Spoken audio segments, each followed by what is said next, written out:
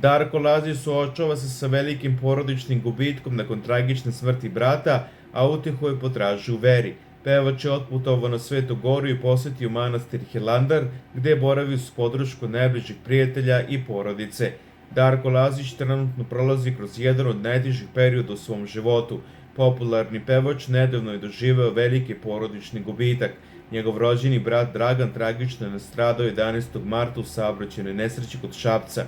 Ovaj događaj duboko je potresao Lazića, koji se, prema rečima bliskih ljudi, i dalje teško nosi sa bolom i pokušava da pronađe način da se izbori sa gubitkom.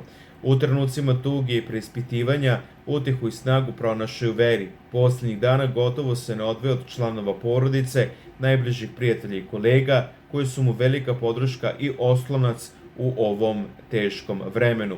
Upravo uz njihovu pomoć pokušava da pronađe mir i stabilnost. Kako bi se na kratko sklonio od svakodnevnice i posvetio duhovnom miru, Darko je doneo odluku da napusti Srbiju i uputi se na Svetu Goru. Njegovo odredište bio je manastir Hilandar, jedno od najznačajnijih mesta za srpski narod i pravoslavnu veru. Na ovom putovanju društvo su mu pravili Danijel, suprug Ane Sević, kao i pevač Saša Kapor, koji su odlučili da mu budu podrška i u ovom posebnom trenutku. Pevač je putem društvenih mreža podelio nekoliko fotografija s ovog putovanja, među kojima su zajednički trenuci iz Hilandara, ali i njegova lična fotografija, čime je svojim pratiocima pokazao deo atmosfere i duhovnog okruženja u kojem trenutno boravi.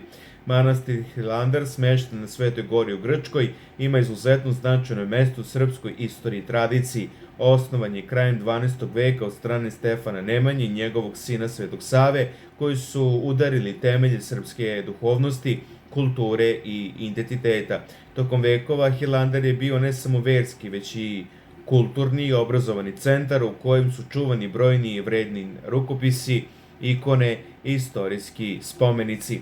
Danas ovaj manastir predstavlja jedan od najvažnijih simbola pravoslavlja i srpstva, kao i mesto hodočašća za vernike iz celog sveta koji u njemu traže mir, veru i duhovnu obnovu.